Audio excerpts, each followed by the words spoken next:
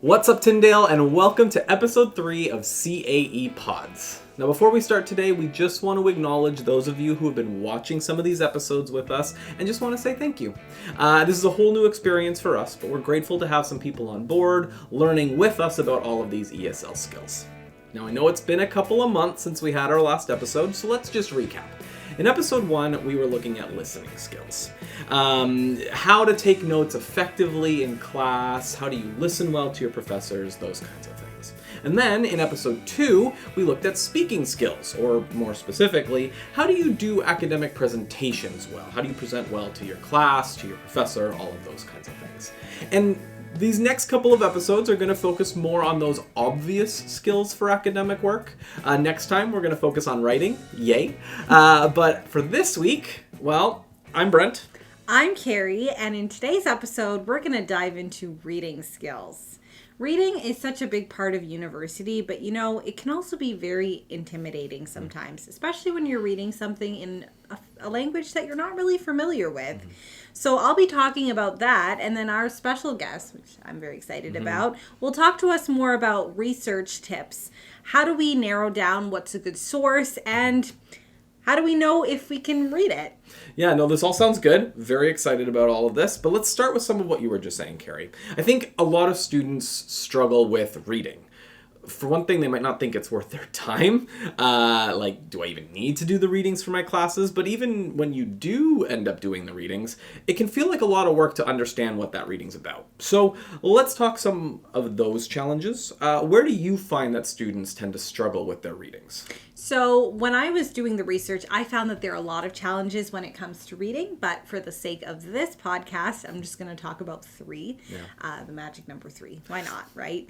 The first one being linguistic challenges. So what do I even mean by linguistic? Well, exactly that.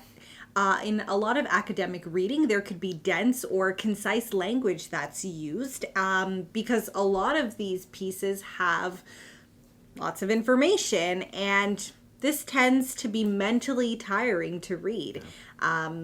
It can also have complex language or vocabulary that is very specific to the language. And if you're not familiar with that, that can make the text even more challenging. Yeah, I see that a lot when I work with students on the writing side of things, granted. But students come and, I'm not a counseling person. I never did counseling work. But I've read a lot of counseling papers over the years. And the early days, it was tough because I'd be reading, about cognitive behavioral therapy, or I'd be hearing about all of these theoretical models that I knew nothing about. And thankfully I know a little more now, but that has come from being like, hey, student, can you just explain to me what this term means, what this definition is? And you don't necessarily have that luxury when you are doing a reading. But when you are reading, you can pull out a dictionary. You can look at what some of the other terms are. Just whether it's online, you can look things up, of finding ways to narrow down what does this term actually mean in this context. Exactly. I also remember when I was taking my MTS here at Tyndale, even MTS, right? What does that stand for? Masters of Theological Studies. There's some jargon for you guys. I would find that a lot of the texts that I had to read in my classes, specifically my theology classes, were very difficult to read. And I mean, English is my first language, but I think because I was a new convert, it made things very challenging for me. I think before approaching Tyndale to do my master's, I was only maybe a couple of years saved into the faith. And so even simple terms like grace, mercy, salvation, I wasn't familiar with. So having to read about these concepts were very hard.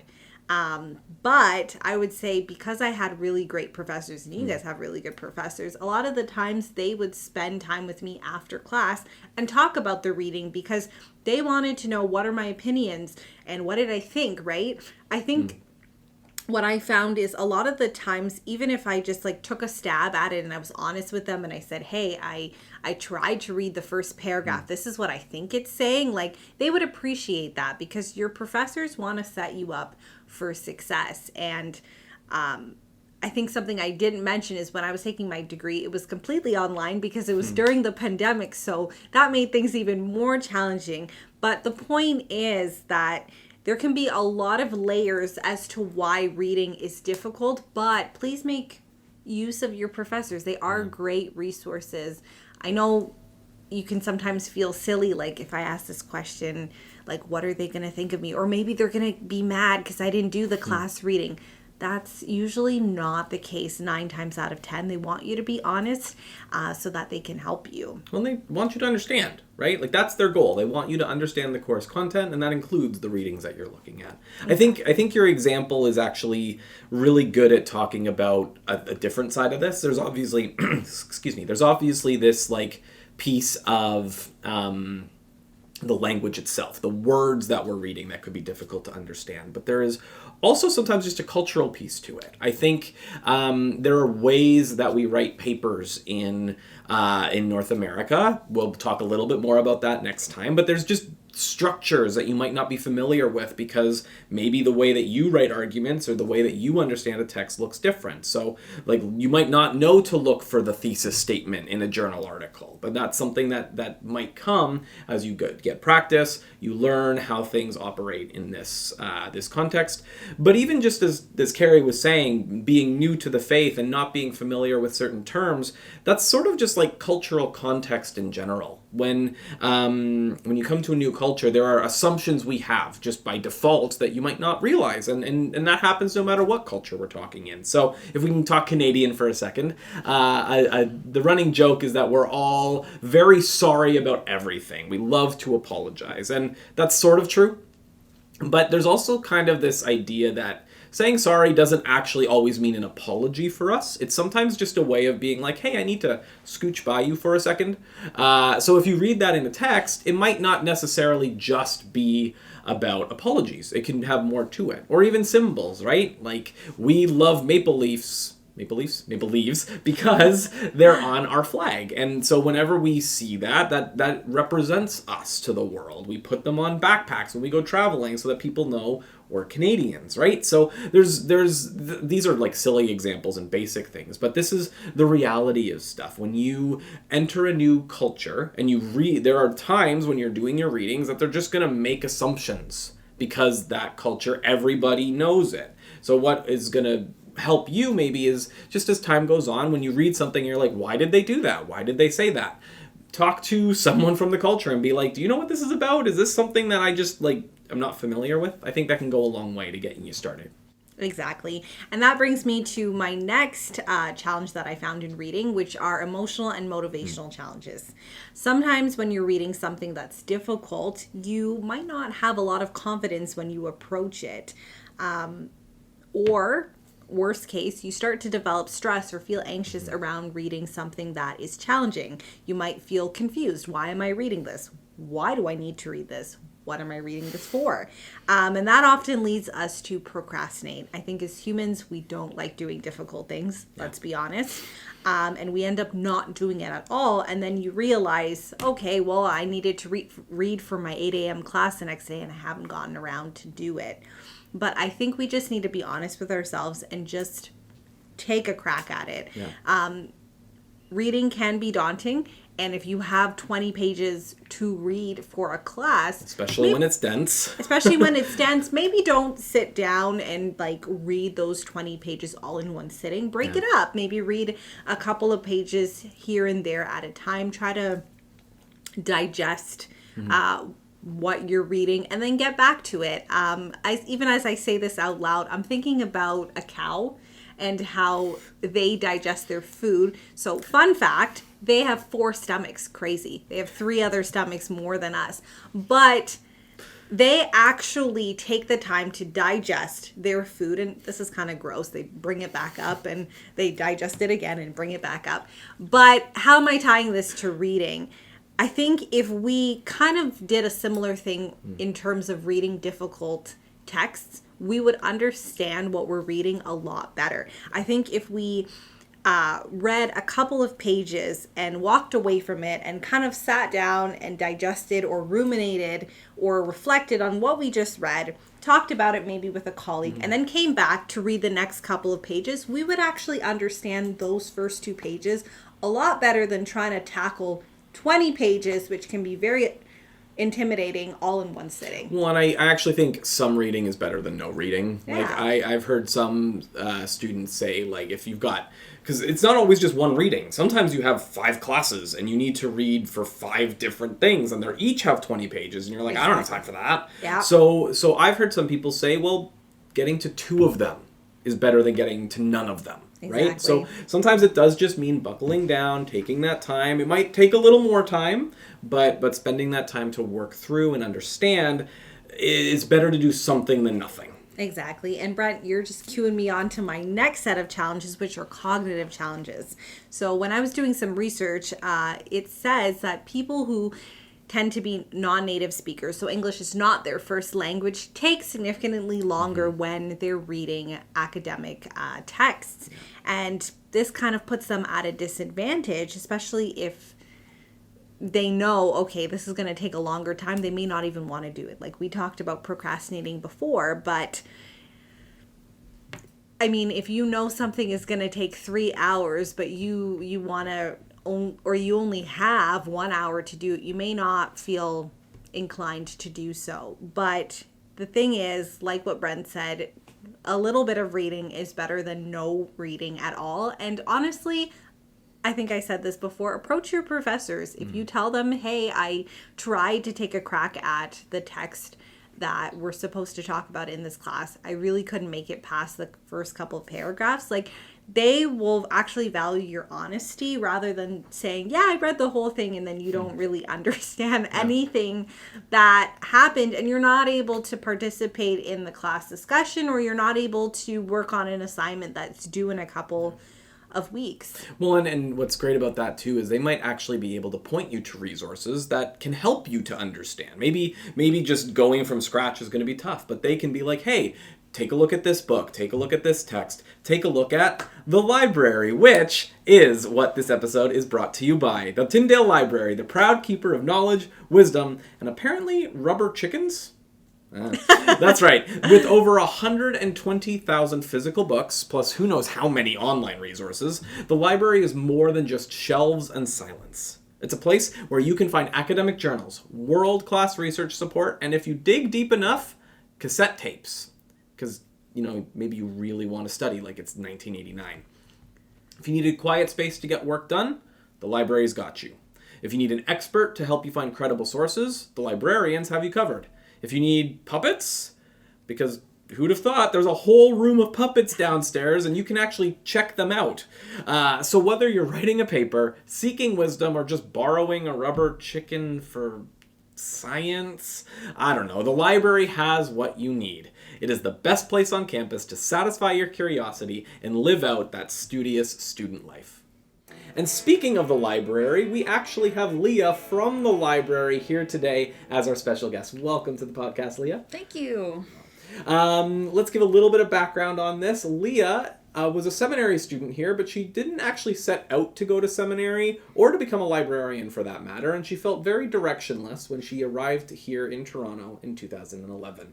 But doors continued to open, and it became clear that after a long time, she'd found a place here at the Tyndale Library where all of her gifts and interests came together. So a couple of fun facts about her.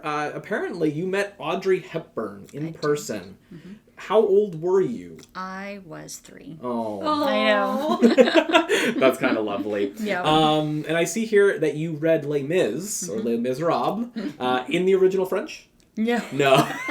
No, at 14 years old. Mm-hmm. That's impressive. And you were super proud of yourself until you realized it was an abridged version. Oh, yes, that's really sad. I know, that's right. I mean, not sad. It's still very impressive at 14 to read Les Mis. Yeah. But and then currently, Leah is working on her THM on disability as a motif in Old Testament Hebrew narratives. Wow. That's very exciting. Yeah.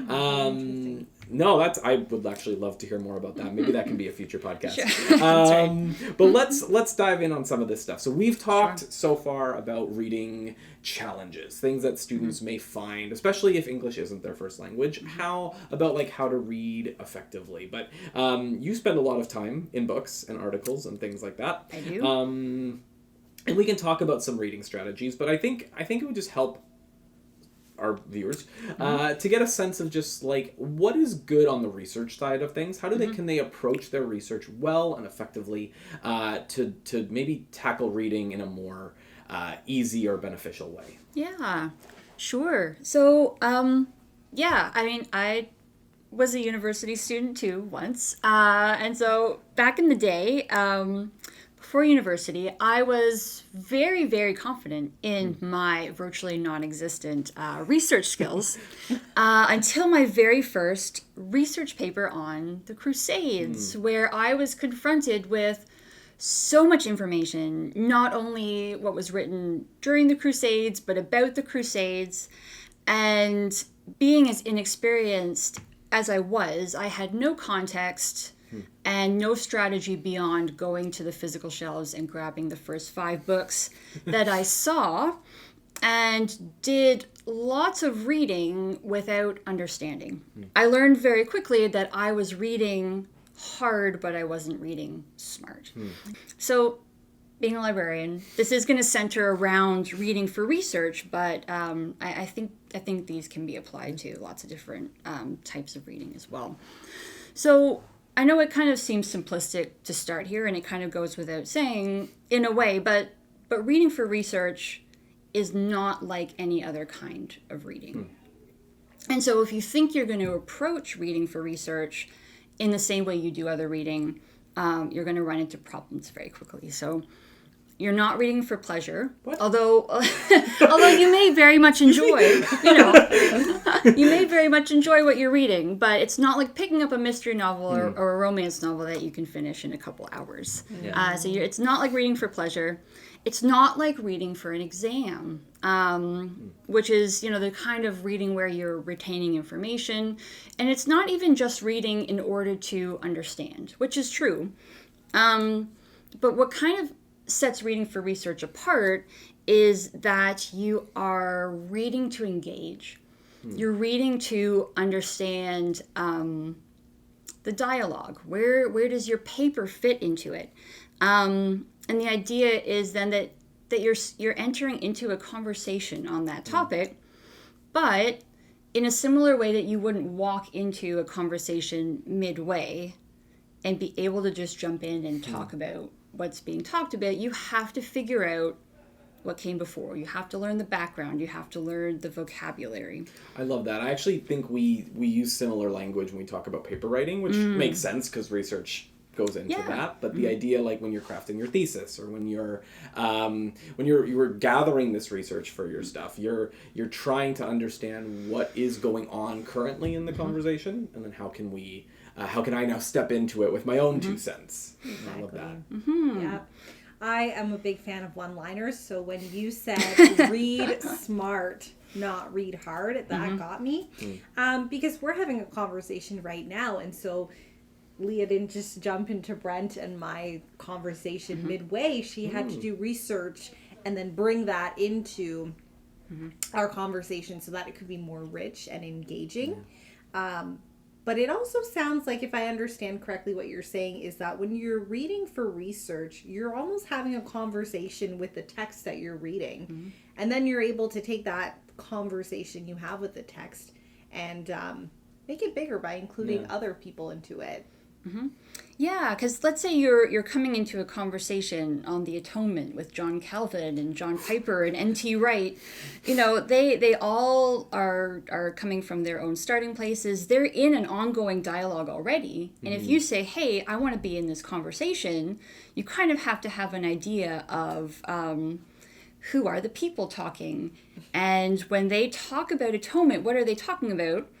And that kind of brings me to the point of, like, when you are starting a new paper, even if you're in a class on the topic, research is like a whole new world. You're entering into a whole new topic, a whole new world that you don't have a context for yet. So it's a new context. It's a new vocabulary, and I really appreciated that you two talked about the challenges of words and vocabulary, not only for ESL students, but for everybody, but also new scholars and new voices. So it's very easy to, whether it is that procrastination and your time constraint, or the anxiety of, oh my gosh, I don't know where to begin, so I am just going to go grab the first 5 books from the shelf that I see.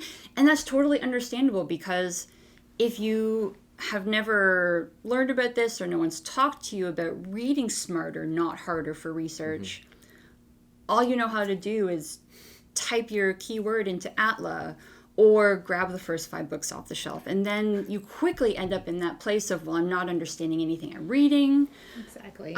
You get lost very fast. Well, I mean, it sounds like even for some students, typing into Atla might be like a, what's that, right? There's so many things, I think, which I think is so great about your department, that the librarians can set you up with, like, this is where you need to look.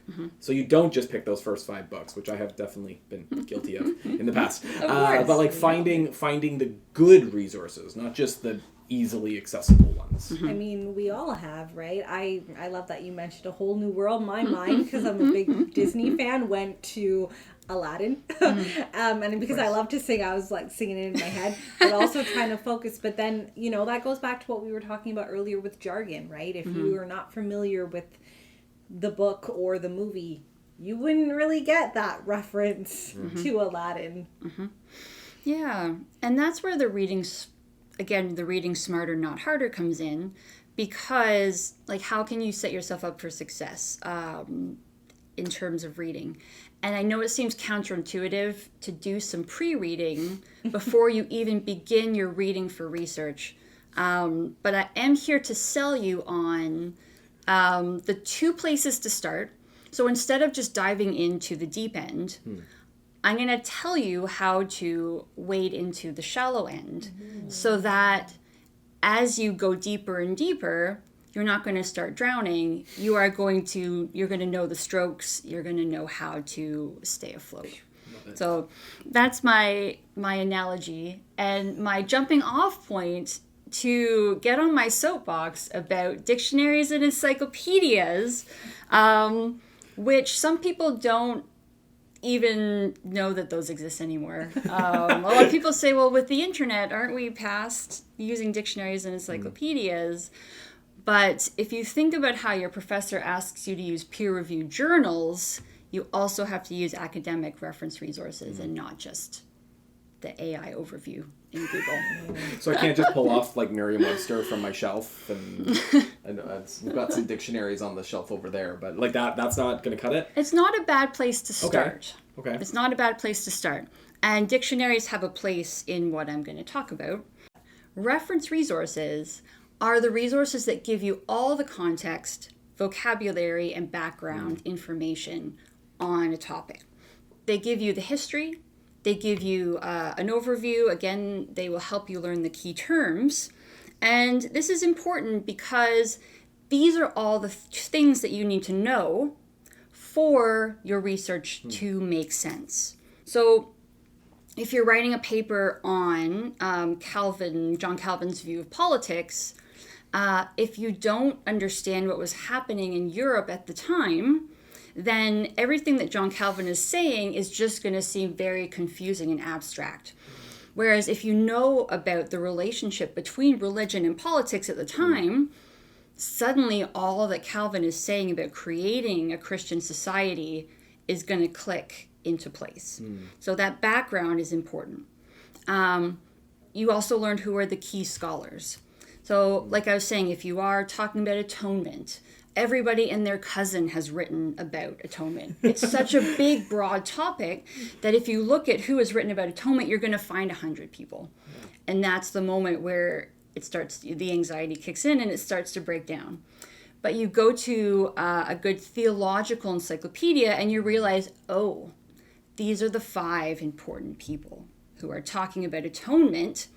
And, not to say that you ignore the other voices, but you get a sense of who are the key people that you need to be aware of. Encyclopedias actually, will they list for you those people? Some of them will. Okay. Yeah. Interesting. Not all reference resources are created equal.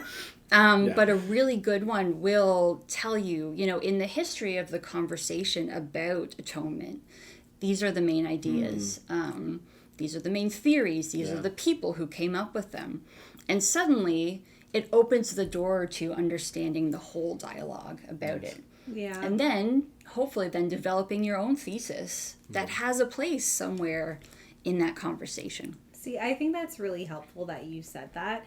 When you use these reference resources, you can see who the key scholars are, and that can center or help you find a focus on where you want to start your academic reading for a paper or an assignment. It's true. It's not a whole new world anymore. You are part of that world. Oh, gosh. We hope you got that. That's the trajectory. That's the trajectory. We should try to see how many, How many like, references can we slip how many in? Disney Right. references dear. we can slip in through here without getting Oh, no. copyrighted issues. It's fair use. Don't worry. Entirely fair Oh, use. no. That's why you academically read your research, Yeah. guys. Yes.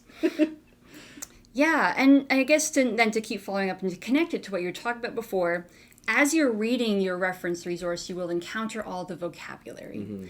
And that is the time then to look everything up.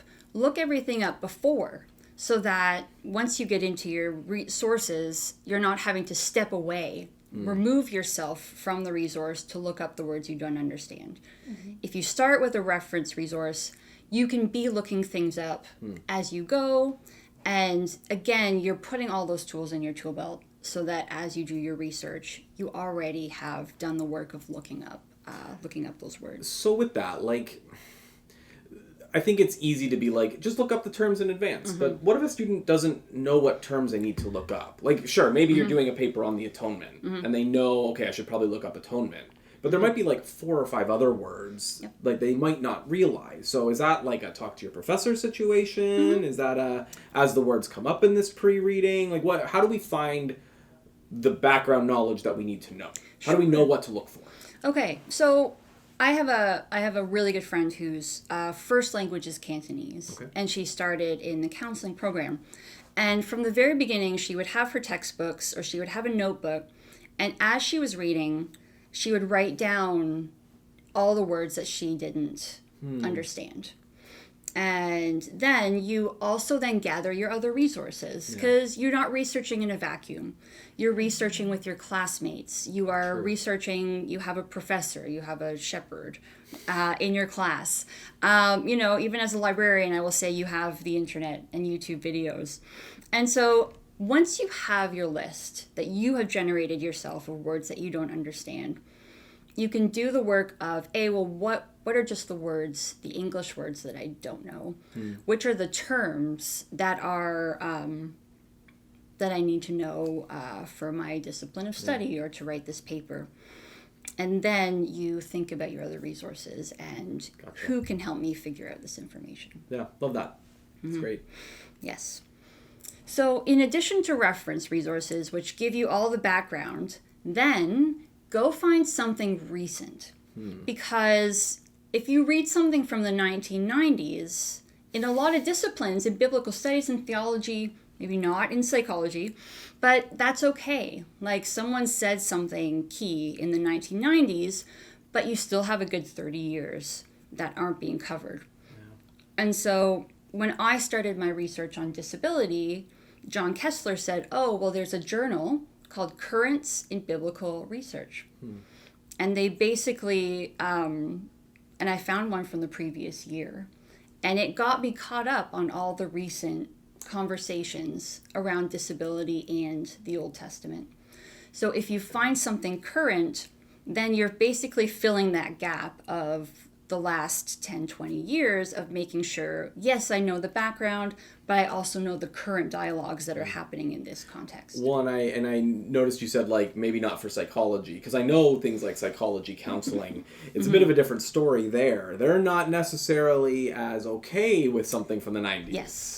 They want things like 5 years or less kind of a thing. It's got to be recent, because so much can have changed in the world of psychology in 5 years. So, yeah, we can get away with maybe a theologian, because Calvin's words haven't really changed since the 1600s. But the scholarship, we do want to, there's that, Yes. that middle ground maybe for some disciplines. For sure. And if you're in a discipline where new discoveries are being made all the time, or information is becoming obsolete, and that's part of, this is a whole other conversation, but as you get into a discipline, you also learn what are the best types of resources for your paper, and you learn that from your professor.